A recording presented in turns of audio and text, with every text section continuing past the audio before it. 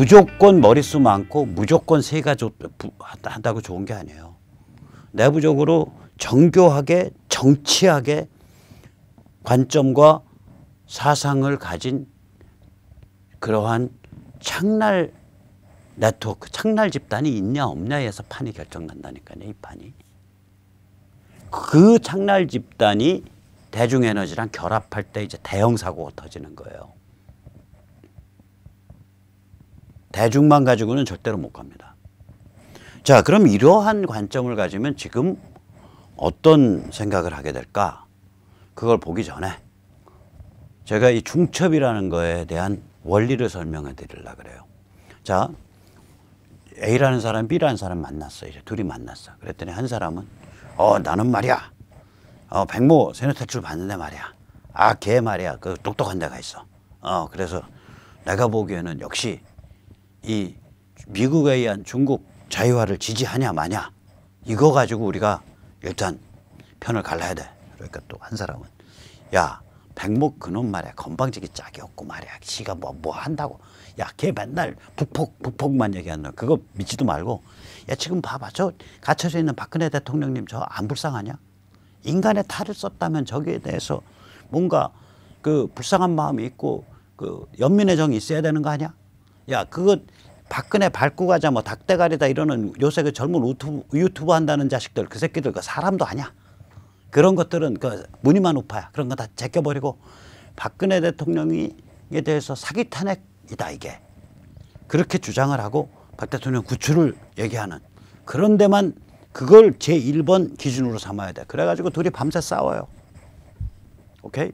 사실 백모는 둘 다 얘기하는데 둘이 밤새 싸워. 그럴 필요 없다는 얘기야. 정치 노선은. 정치 노선은요. 중첩해서 프리즘 걸어버리면 돼요. 똑같아요. 보세요. 제가 이거 유치원 초등생에 나오는 탐구교육 프로그램을 제가 나타낸 겁니다. 자 여기 말이에요.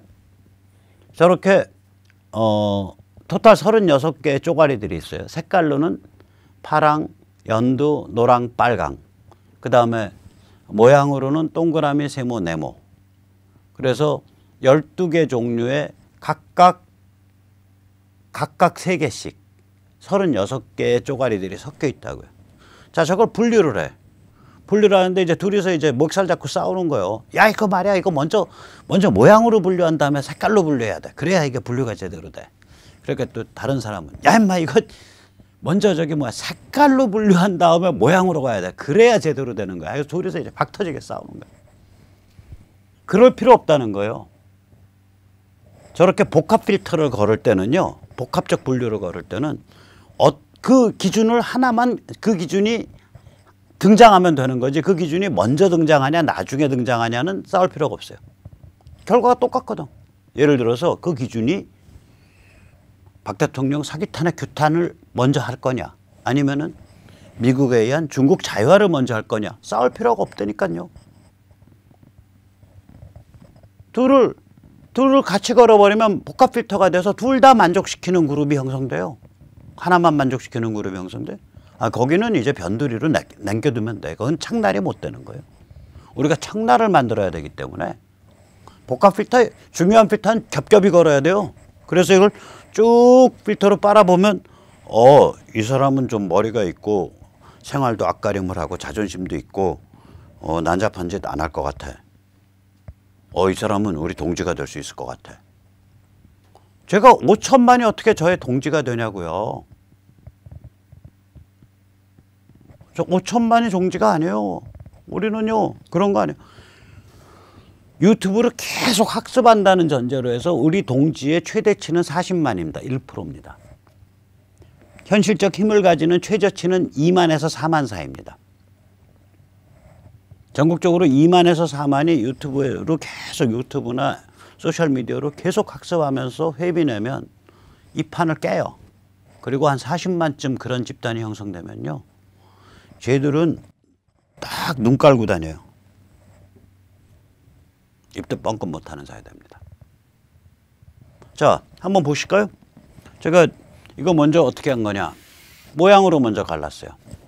모양으로 가려면 이렇게 갈라지겠죠.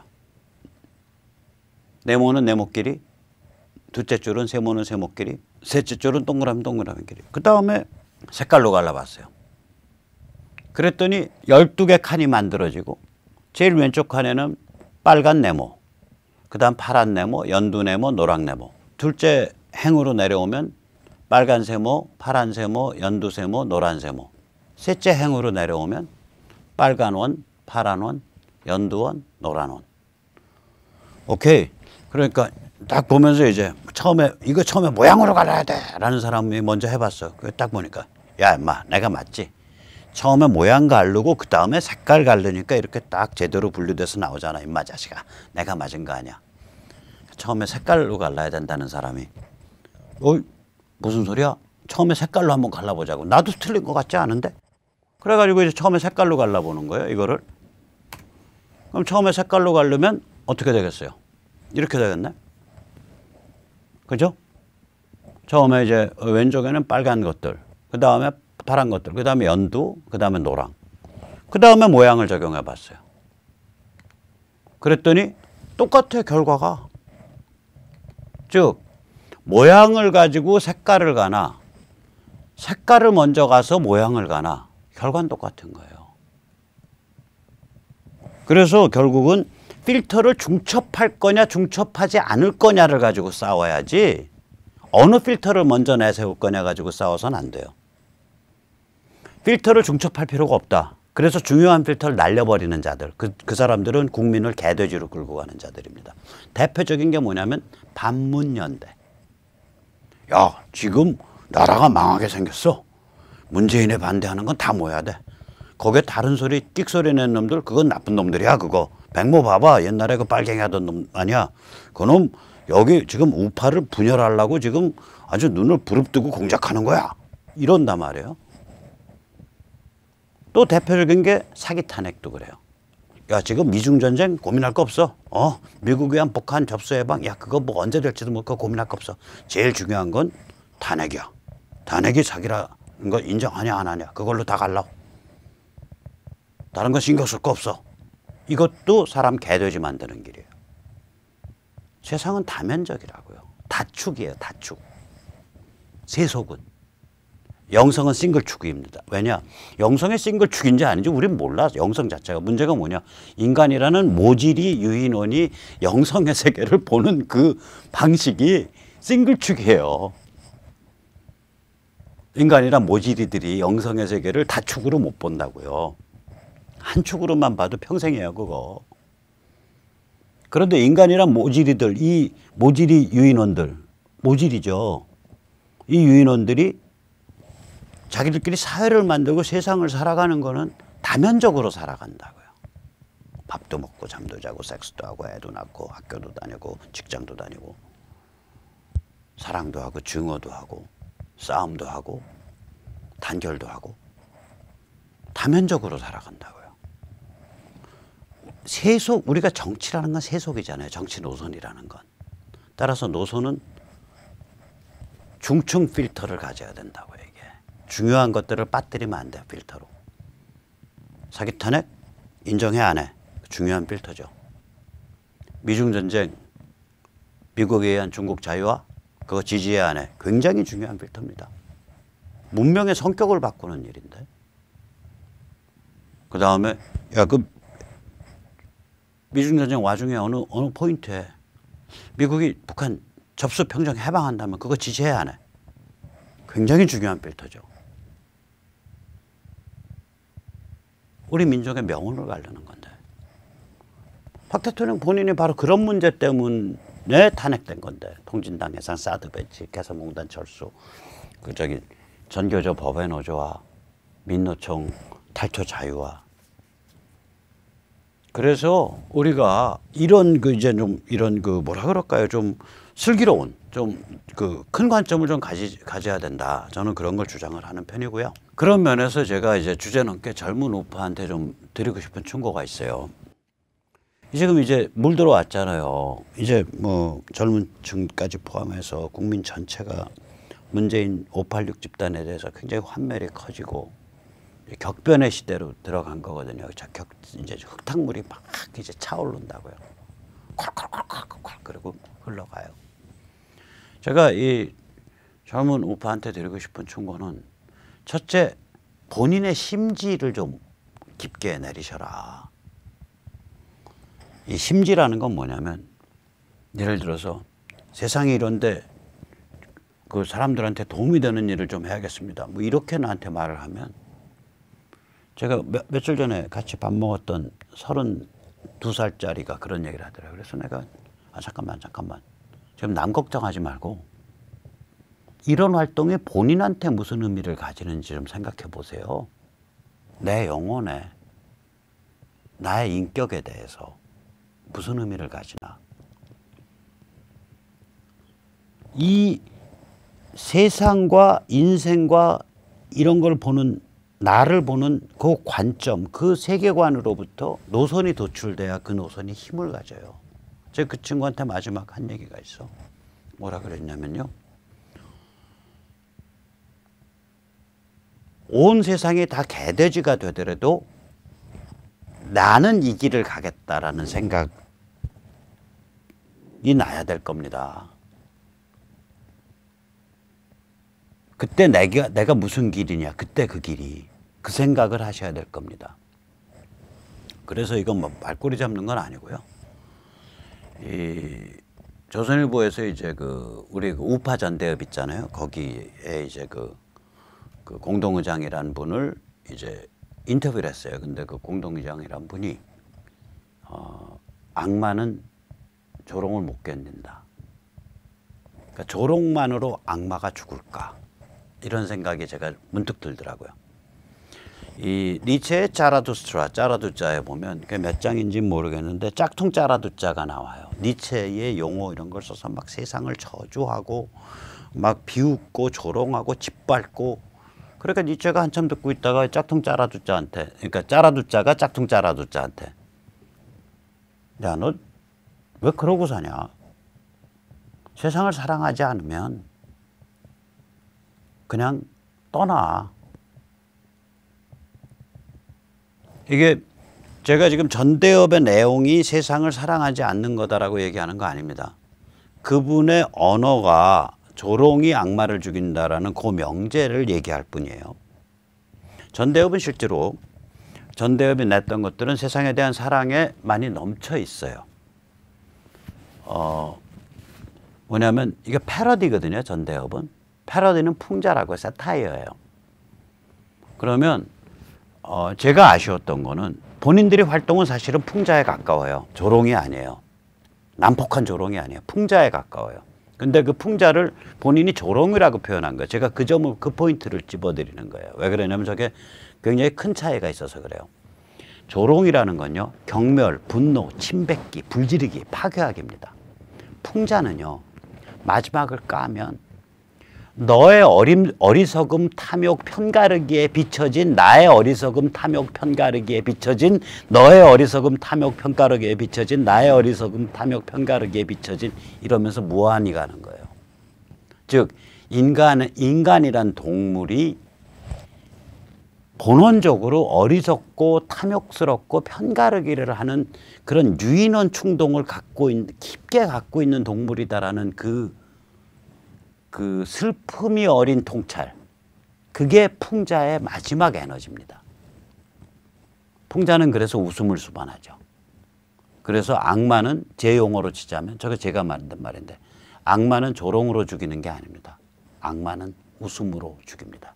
Laughter kills the devil. 이거는 사실은 1960년대에 김지아 시인이 썼던 평론의 제목이기도 합니다. 70년대인가 60년대인가 아무튼 그 무렵이에요. 한 50년 전에. 그때 김지아 시인의 평론 제목이 뭐냐? 풍자냐 자살이냐예요. 무슨 얘기냐?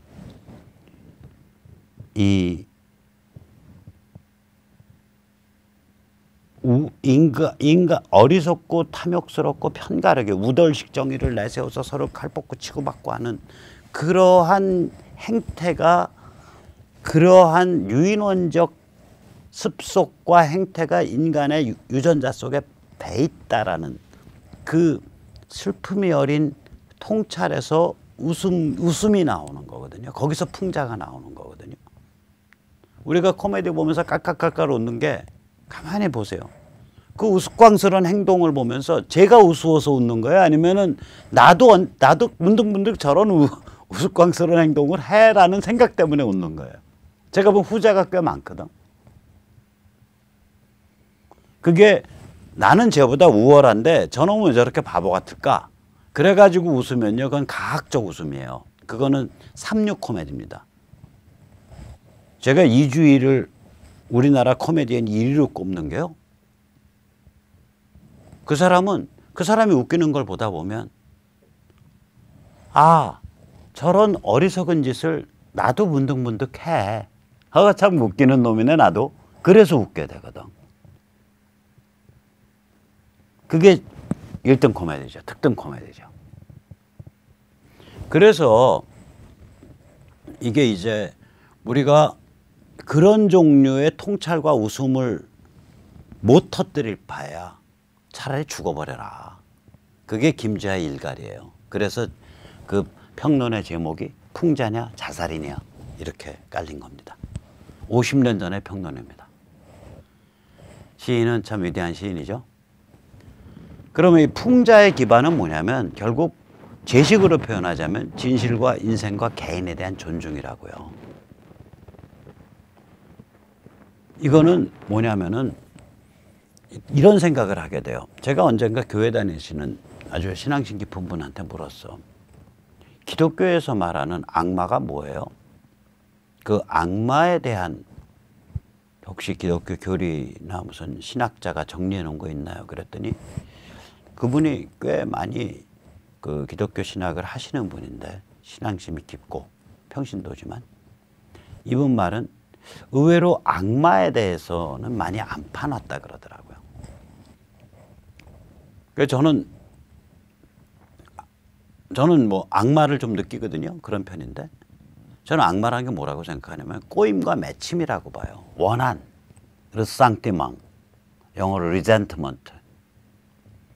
악마가 뭐 이 꼬임과 맺힘이 원래 생명이라는 건, 인생이라는 건, 진실이라는 건, 개인이라는 건 이 생명의 흐름 속에서 타고서 그냥 쭉 흘러서 풀려가야 되는데 이게 꼬이고 맺힌단 말이에요. 이게 풀려야 되는데 생명, 인생이 마땅히 누리면 베스트인 거예요.